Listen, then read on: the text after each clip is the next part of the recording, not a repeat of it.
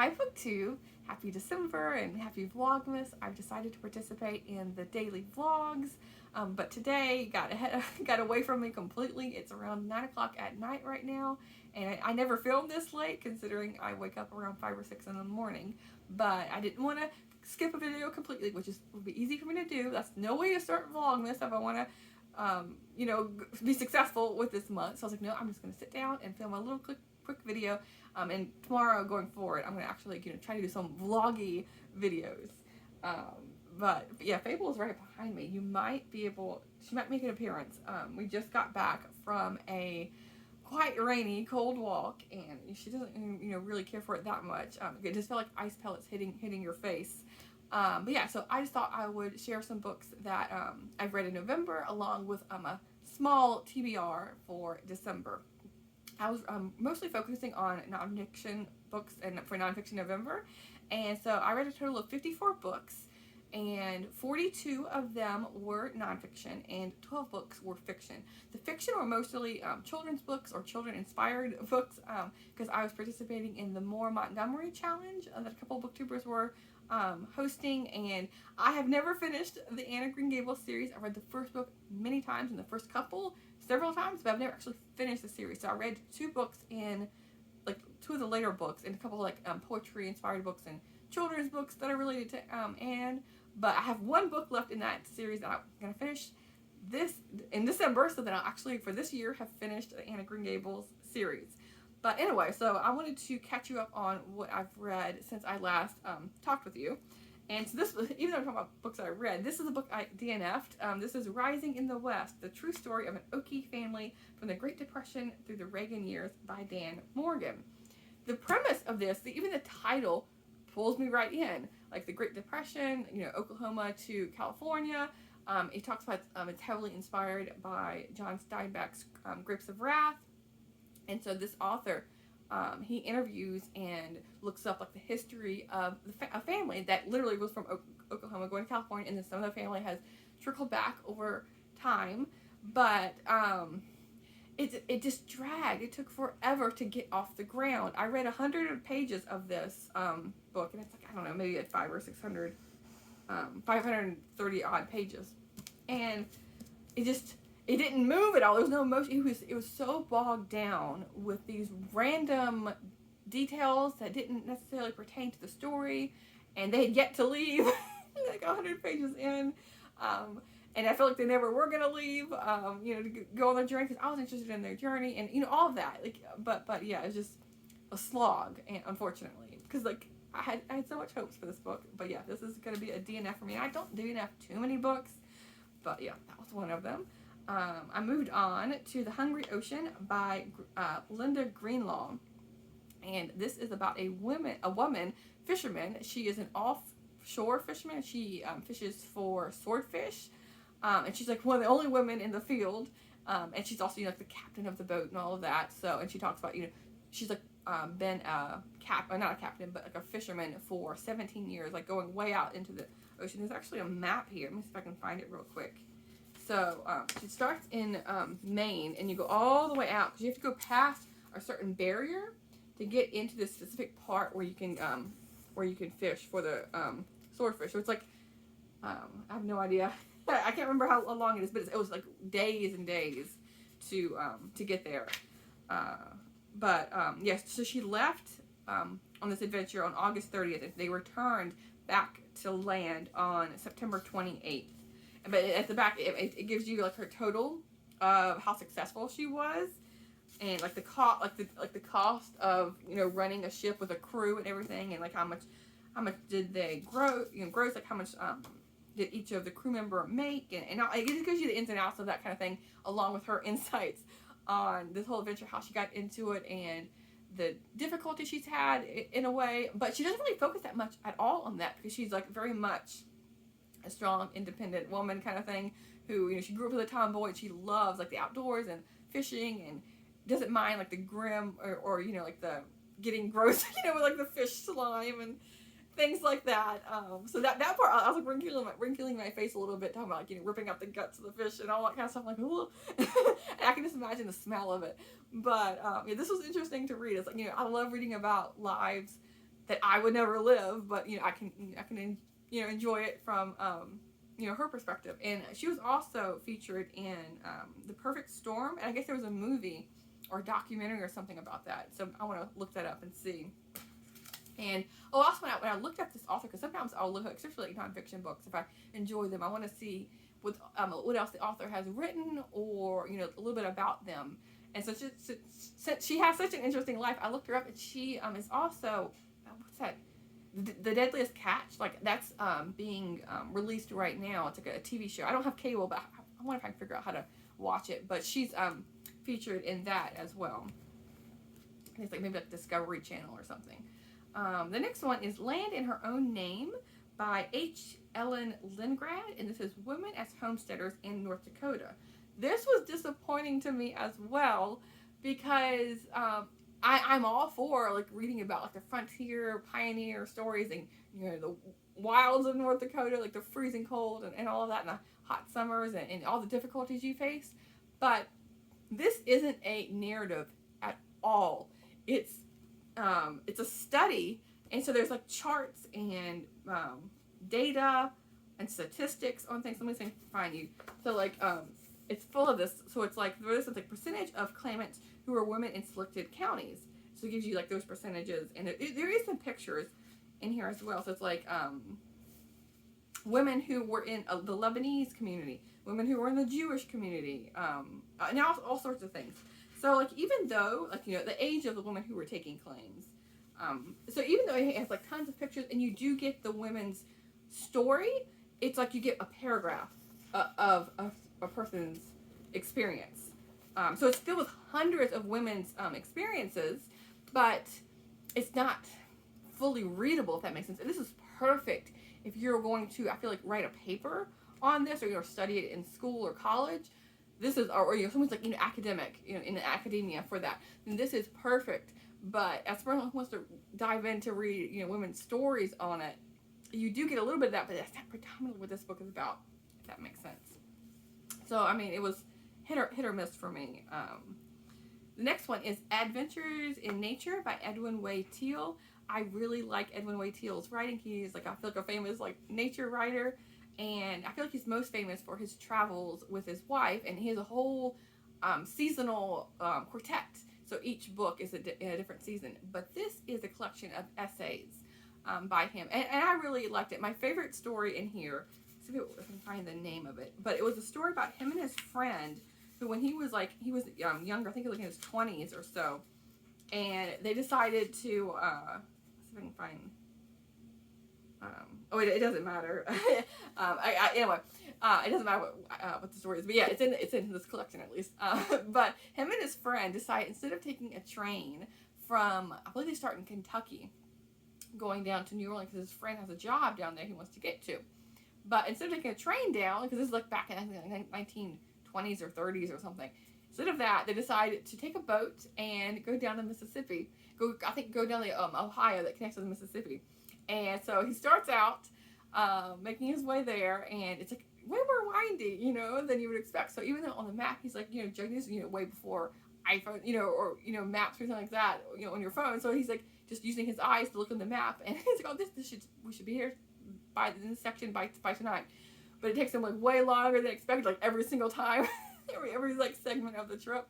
And so they just at the end of it, they just like crashed out they sleep 20 hours. You kind of think about like you're rowing and having to navigate for all this long length of time before you hit the next town. It's like on the banks of the river. But so they crash out, and his friend's like, I give up. I can't keep going.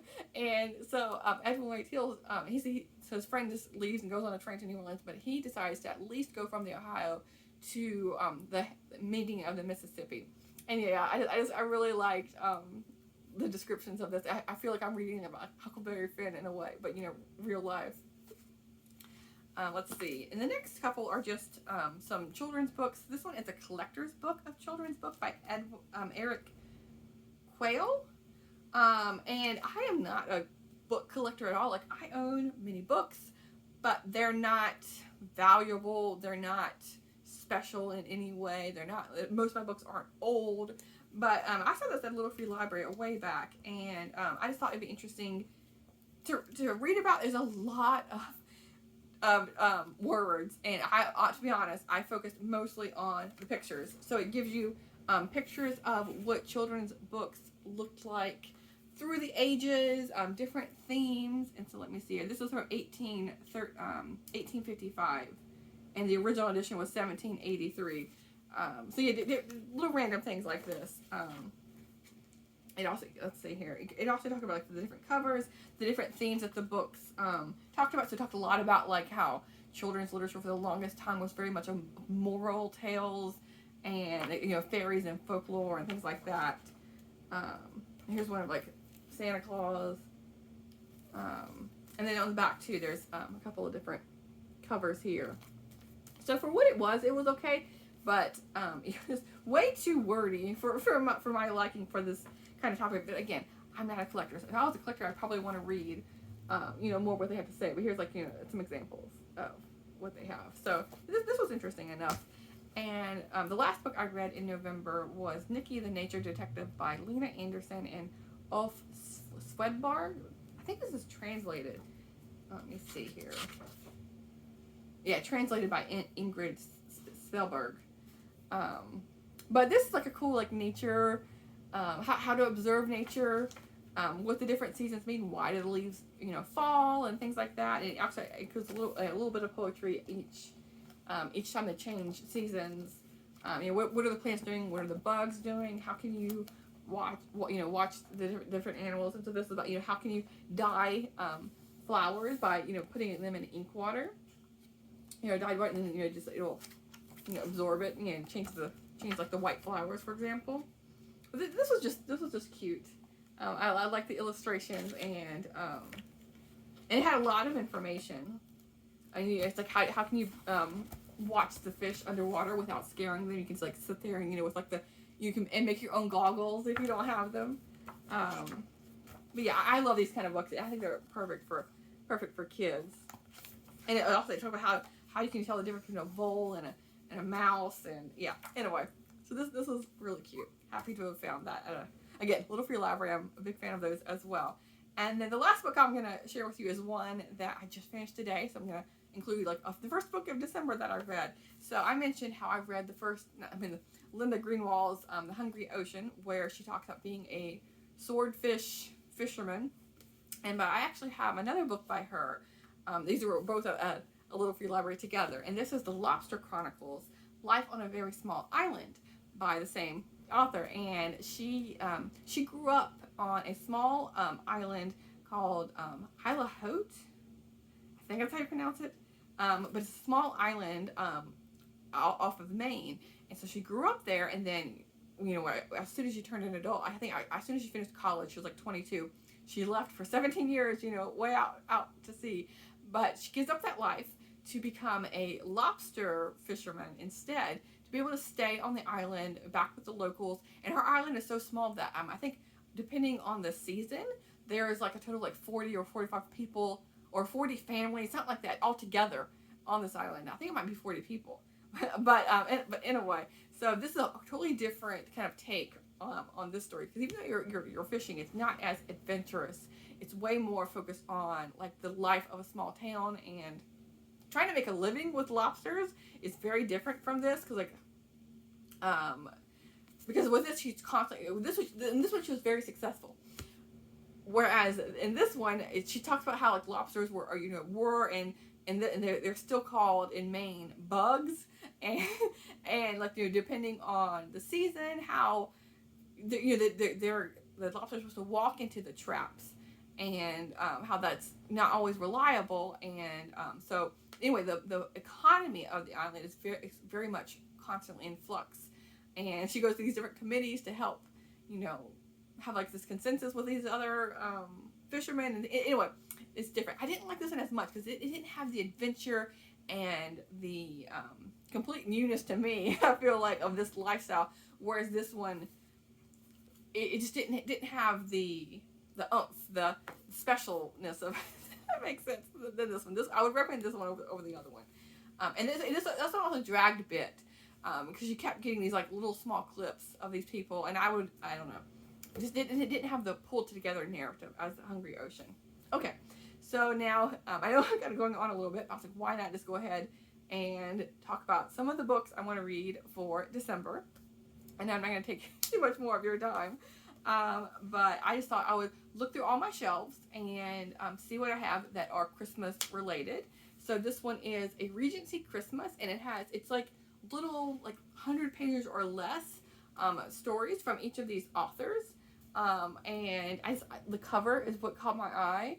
And so yeah, like Regency, like I just look with all the fancy dresses and the snow and the horses with the sleigh. And this just looked really cute. So I wanted to read that one.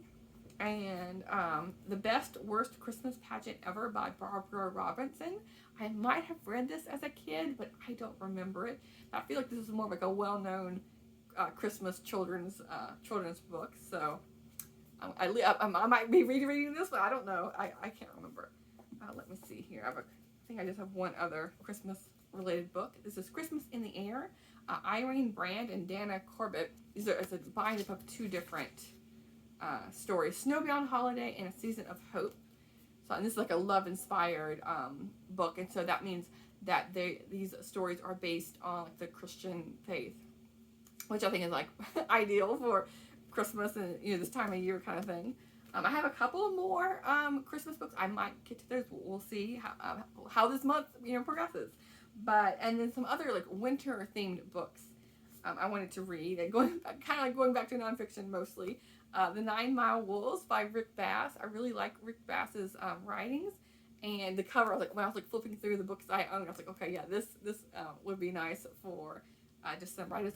When I say nice, I hope they don't all die, because I like reading books about animals or pets or something like that. I just know there's going to be some hard moments in there with thinking of animals. This one isn't a nonfiction book. This is a fiction story, a fox crossing Maine novel, Crazy Like a Fox by Melinda Metz.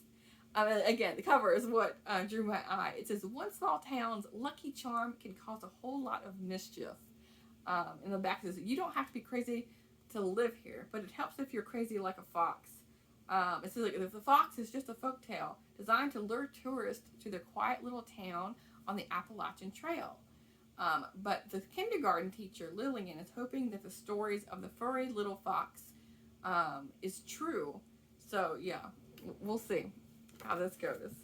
I have I'll Take the Back Road by Margaret Hurry Wolf. This is set in Vermont, and I think it's like humorous tales of living in the country. The author lives in a 150-year-old farmhouse, and she's coming to her new life, and she's like working on her new lifestyle because she's going city to suburb to country.